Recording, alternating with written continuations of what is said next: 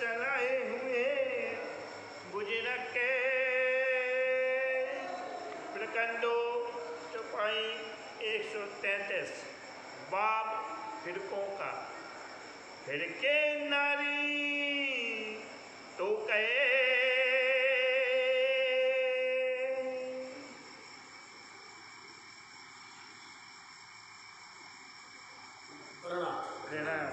फरमाइए प्रयागराज, फरमाइए सुंदर जी, कहे फिर के नारी तो कहे महानतम बुद्धि के सागर आदि सतगुरु आप श्री प्राणनाथ जी महाराज बड़े मत के धनी फरमाते हैं। प्यारे सुंदर साथ जी, अभी तक सुंदर साथ जी श्री राज जी महाराज जी साक्षात बंगला दरबार में विराजमान होकर के सुंदर साथ को इलम नुक्ता की बात बता रहे थे। इलम नुक्ता जिसका नाम तारतम है और वही जो है इलम नुगन्नी है, इनके पर्यायवाची नाम है। इनकी महिमा क्या है और इसके द्वारा सुंदर साथ जी को पहचान कैसे हुई है। ये संसार के अंदर में ये तारतम आने से ब्रह्मसृष्टियों के हृदय में उजाला हो गया, ब्रह्मसृष्टियों को अपनी परात्म की पहचान हो गई और ब्रह्मसृष्टियों को अपने धनी की पहचान हो गई। इसलिए इनकी महिमा बताई, ब्रह्मसृष्टियों की महिमा बता दी कि धामधनी ने तुम्हारी इतनी बड़ी साहिबी बढ़ा दी है। कल सुना था, क्यों? ये ब्रह्मसृष्टि की अकल जो है दुनिया वालों के साथ में नहीं चलती है। दुनिया वाले की जो अकल होती है वो फरेबी होती है, झूठी होती है, छल वाली होती है और अनेक प्रकार से धोखा वाली होती है। ब्रह्मसृष्टियों की अकल सदा सर्वदा हकीकी होती है, धनी की कृपा होती है। यूँ ये लिखा हुआ है कुरान हदीसों के अंदर। अब कुरान हदीसों में और क्या लिखा हुआ है? कुरान हदीसों में लिखा हुआ है बाब। बाब मतलब प्रकरण। बाब का अर्थ होता है प्रकरण। कौन सा प्रकरण है? ये प्रकरण है ये कि कैसे पैगंबर हुए, कैसे फिरके हुए। फिरके मतलब टोलियाँ। टोलियाँ कैसी बनती? अलग अलग समाज होगी, अलग अलग समुदाय होगा, अलग अलग संप्रदाय होगी। जब अलग अलग संप्रदाय होगी, इतना अच्छा वर्णन इसका है, यदि इसको अपन सही में सुनोगे ना तो आपको यथार्थता पता चलेगी कैसा है। हम आज से आपको बता दें, इतना इसके अंदर में आनंद आता है, इस प्रकरण के अंदर में गजब का आनंद आता है। इसलिए कुरान में एक बात और लिखी हुई। अब आपको ये बात रखना है, इस प्रकरण में हर शब्द पर कुरान में ये लिखा हुआ है। कुरान में ये कहा गया है, क्या कहा गया है कि ये फिरके होंगे, टोलियाँ होंगी और टोलियाँ ऐसी बच जाएंगी, टोलियाँ कि मोहम्मद साहब के 73 टोलियाँ होंगी। बताओ, हम टोलियाँ बता दें, मतलब कि 73 उनके टुकड़े हो गए, 73 फिरके हो गए उनके, उसका वो लोग फिरके बोलते हैं। तो 73 भाग में बट गया। अब उसमें एक था, 73 में एक था जो धर्म पर चलने वाला था। धर्म पर चलने वाले को बोलते नाजी फिरका, और जो धर्म के विरोध में जाता है उनको बोलते नारी फिरका। नारी मतलब जो नरकगामी हो गए, जो दोजकी हो गए, समझे, जिनकी प्रवृत्ति जो है मायावी हो गई, उनको जब वो मायावी प्रवृत्ति करेंगे, माया के काम करेंगे। माया के काम कितने बुरे होते हैं। जब वो बुरा काम करेगा तो उसको क्या होगा? नरकगामी होगा, नरक में जाएंगे। वेद कहते हैं, वेद में भी ऐसा कहा गया है, जो भैया पाप काम करेगा नरक में जाएगा, पुण्य काम करेगा और स्वर्ग में जाएगा। इतनी जानते हैं ना। इसलिए ये जो फिरके हुए हैं, ये जो टोलियाँ हुई हैं, इनके बारे में कुरान में क्या लिखा हुआ है उसका विवेचन इस प्रकरण के माध्यम से सुनिएगा। ये जो बीच कुरान है, कहाँ लिखा हुआ? ये जो बीच कुरान, ये वाकया, ये संदर्भ, ये बातें कुरान के बीच में लिखी हुई हैं। ये बातें कि कितने टोली किनके होंगे, कौन कौन समझ, क्योंकि क्या है, 4 ग्रंथ हैं उनके, 4 ग्रंथ। जैसे अपने 4 वेद हैं, ऐसे उनके 4 कतेब हैं। अपने 4 जो वेद हैं, इनमें यजुर्वेद है, सुंदर साक्षी, इसमें ऋग्वेद है, सामवेद है और अथर्ववेद है, 4 वेद है। और इन वेदों का, चारों वेदों का सार जो कहा है वो श्रीमद् भागवत महापुराण है। ठीक है, ऐसे ही उनके यहाँ पर 4 कतेव हैं, अंजील है, जंबूर है, तौरेत और कुरान है। तो उनका सार किस में आया है? तफसीर हुसैनी में आया है। अब एक तरफ में तफसीर हुसैन रखो और एक तरफ में श्रीमद् भागवत महापुराण रखो और दोनों को मिला दीजिए। जो कुछ कहा वेद में सोई कहा करते, ये बंदे दो एक साथ के लड़त फड़त पाए बिना वेद के लड़ रहे हैं। बोली समों की जुदी पड़ी और जुदा समों का चलन है ना, इसलिए सबका अलग अलग जुदा चलन हो गया है।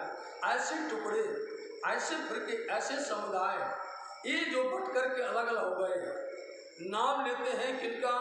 खुदा का, नाम लेते हैं परमात्मा का, नाम लेते हैं उन परब्रह्म का, लेकिन धोखा देते हैं। नाम उनका लेते हैं और धोखा देते हैं उन्हीं को। उनके नाम का खाते हैं, उनके नाम का बजाते नहीं हैं। इसलिए ये कुरान के अंदर में लिखा हुआ है कि इतने फिरके होंगे, उनमें 72 नारी होंगे जो नरकगामी बोले जाएंगे, दोजकी बोले जाएंगे, जो दोजक की आग में जलने वाले होंगे। एक प्रसंग जो है कुरान में आया हुआ है। 72 बाटे होए के 72 बाटे मतलब 72 फिरके, 72 टुकड़े, 72 समुदाय उनके हो गए। बताइए 72 जो सब के सब बदफैली करते हैं, सब के सब बुराइयां करते हैं, पाप कर्म करते हैं और बढ़ते बढ़ते वो ज़्यादा। और होता ही यही है कि आप देख लीजिए असत्य पर बहुत भीड़ हो जाती है।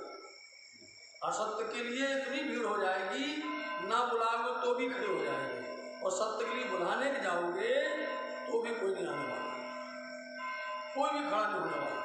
इसलिए ये 72 जो टोली हो गए जो नरकगामी कहलाने वाले हैं, सभी हुए हैराने। और देखो ये क्या, जो भी ऐसा काम करेगा, जो पाप का काम करेगा, जो दोस्ती काम करेगा, तो होंगे नहीं परेशान, अपने आप कोई परेशान होते हैं। पहले इतना अच्छा प्रसंग आते थे, इतने अच्छे कैलेंडर आते थे घरों के अंदर में कि यदि कोई झूठ बोलता है, चुगली करता है, समझे नहीं, सूद खाता है, 10 प्रकार की दोजक, उसको कैसे करके कढ़ाई में डाला जाता है, कैसे उसको आरी से काटा जाता है, कैसे उसको कैसे करके और गर्म तवा पर जलाया जाता है। ऐसे ऐसे पिक्चर आती थी फोटो घर में ऐसी लगी रहती। और एक और आती थी गौ माता की। गौ माता की आती थी, उसके पूरे अंग अंग के अंदर में देवताओं का निवास है, समझे। इसलिए लोगों को डर रहता था और गौ को वो माता करके हर घर में पिक्चर होती थी। तो कोई भी देखेगा मन में लगता भैया हम उसके सामने गलत नहीं करना है, नहीं, ये देवता नाराज हो जाएगा, ये देवता नाराज हो जाएगा, ये हो जाएगा। अब तो कुछ है ही नहीं, डर नाम की चीजें ही नहीं है। उसी को कुछ बोलो है क्या होता, जो दौर करते हैं अगर किसी को समझ कुछ नहीं होता, तो डर भी भाग गया, डर ही नहीं है। इसलिए ये जो दोजकी हो गए, ये जो नरकगामी हो गए हैं, ये होंगे हैरान। हाँ, बहुत इनको इतनी यातनाएं झेलनी पड़ेंगी, इनको इतनी तरह से परेशानियों का सामना करना पड़ेगा, ऐसा लिखा है सिपारे 24 में। कहाँ लिखा है? सिपारे 24 में। इसलिए कुरान के जो 30 अध्याय हैं उनमें 24वें अध्याय पर ये बयान लिखा हुआ है। आया चौपाई कि कुरान की बात कुरान में लिखा हुआ, कहाँ लिखा हुआ? साक्षी बता दिया, कुरान के 24वें अध्याय में लिखा हुआ है। सूरत लिखी, सूरत अबलीस है। क्या लिखा उसके अंदर में? सूरत लिखी, सूरत बोलते स्वरूप, उसका स्वरूप क्या होगा? अबलीस। अबलीस जो शैतान है, अबलीस जो शैतान है, वो सबके दिलों पर बैठ करके पातशाही करेगा। और वो पातशाही कैसे पहचाना जाएगा कि ये शैतान है? उसके कर्म को द्वारा जाना जाएगा, उसके कर्म के द्वारा जाना जाएगा। इसलिए इब्लीस की पहचान उसमें लिखी हुई है 24वें अध्याय के अंदर में। जन धन सबों में एक ये इब्लीस, ये शैतान जल में भी है, थल में भी है। मतलब 5 प्रकृति होती हैं, पांचों में, जिमी में, जल में, तेज में, वायु में, आकाश में, सब में इब्लीस की बैठक है। सब में, इसलिए वो खींच लेता है अपनी तरफ में और लोगों को बहका करके अलग अलग टोलियों में कर देता है। पिया को पूजे कर जगनी से, इसी को दुनिया वाले, इसी इब्लीस शैतान को दुनिया वाले मानते नहीं। यही है परमात्मा भैया। परमात्मा उसका नाम मतलब यही जगदीश है, मतलब यही विष्णु है। इसको ऐसा लोग मानते हैं। शैतान को, शैतान होगा वो, लेकिन कहाँ ले जाएगा, भटकाएगा। बोले ये पानी को पूजो यही भगवान है, आदि पूजो यही भगवान है, पत्थर पूजो यही भगवान है, पेड़ पौधों बोले यही भगवान है। अब लोग क्यों, लोग बोले बरगद के अंदर में, पीपल के अंदर में, आप सबको मालूम है उसमें ऑक्सीजन ज़्यादा होती है। पीपल में ऑक्सीजन, तुलसी में ऑक्सीजन ज़्यादा होती है, इसलिए लोगों को भय बनाया गया। भैया इसमें देवता का निवास है, समझ गए? इसमें किसका निवास है? बोले भैया पीपल के जो है वो तो उसमें बोले भगवान विष्णु रहते हैं। तो अपने आप सबको क्या करेंगे, उसको जाके पूजा करेंगे। नहीं मारेगा नहीं, उसको खाएगा नहीं। आप बाहर चले जाओ, कोई पीपल कहीं किसी के घर में लगा हो, गिर जाएगा। कोई इतना सा एक पत्ता नहीं तोड़ सकता, उसका गिरा नहीं सकता, मैंने देखा। अब ये भगवान रहते उसके अंदर। उसका कारण ये है कि इसको ना गिराए तो ऑक्सीजन बनी रहेगी। ऐसे तुलसी के अंदर में 24 घंटे ऑक्सीजन देने वाली तुलसी है। भैया ये तुलसी माता है, क्यों ये तुलसी, इसलिए लोगों ने ऐसा बढ़ दिया। बोले ये सब मिल करके जो काम करवाने वाला इब्लीस है, वो बोलेगा भैया इसको पूजो, इसको पूजो, जिसको पूजा उसको नहीं पूजेगा। जो आदम है, जो अक्षरातीत बन करके आए, उनको नहीं पूजने देगा। वो अपनी पूजा करवाएगा, लोगों को बहकाएगा। अभी तो ये सुंदर साथ जी आज का थोड़ा सा समय, तो इसको बताया नहीं कि जैसे ही इसका वो होगा ना, तब तो फिर उसकी पहचान होती जाएगी। आया दरिया जंगल से, देखो आया दरिया जंगल से, ये कहा गया है कि ये शैतान है ना, जंगल है, जंगल, जंगल से दरिया मतलब कि लहरें चलती हैं, जैसे समुद्र के अंदर में लहरें चलती हैं, ऐसे जंगल से कभी लहरें चलेगी नहीं, क्योंकि लोगों की प्रवृत्ति जंगली जानवर जैसी होती है, इब्लीस शैतान की। तो आप थोड़ा सा भी कुछ कर दो तो ऐसे दौड़ करके आएंगे सब, जैसे लहरें आएंगे, समझे?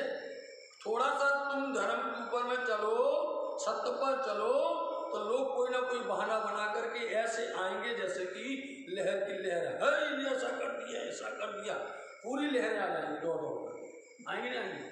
हाँ, ये बात पूरी बातें बता रहे आपको, कहा यार लहर समान दौड़ करके चल करके आएंगी, विरोध करने के लिए आएंगे, ये शैतान करवाता है। हाँ। मेरे चले दज्जाले, और कौन है ये? दज्जाल प्रवृत्ति वाले हैं, ये दज्जाल प्रवृत्ति वाले। इसको लेकर के देखो अभी कितनी भीड़ थी, सब गा रहे थे, मिल रहा प्रसाद वाला सब, और मेरा तो सब छू हो गया है नहीं। अभी कुछ बात करने हो तो देखो तो लहर की लहर आया, जगह ही नहीं मिली, पूरे मंदिर भर में जगह नहीं, लहरें इतनी लहरें आया दज्जाल की, हमें नहीं आती। तो शैतान की लहर तो ऐसे चल करके आती है, जो ये पहले कहा गया कि प्राणनाथ जी पहले से दर्शा गया कि ऐसा समय होगा। तो ऐसे जंगल से, आप जंगल नाम बोल दिए, जंगल क्यों बोले?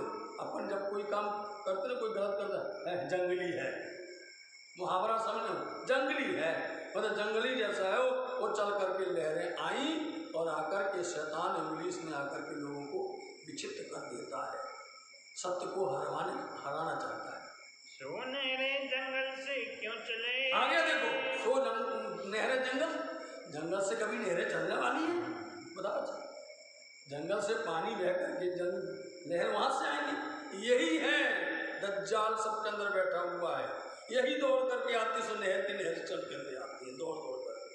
आप देख लो, कोई सत्य काम करता हो, चाहे कोई किसी भी, आप उसमें देख लीजिए, सब्जेक्ट में किसी विषय में देख लीजिए आप, तो जो विरोध करने वाले होते हैं तो नहर बन जाती है।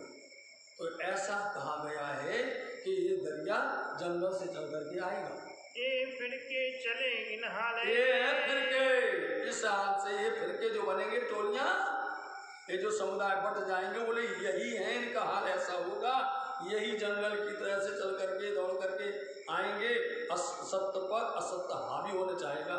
ये जो कहे बनी आदम है, ये अब इसको कहते हैं बनी आदम।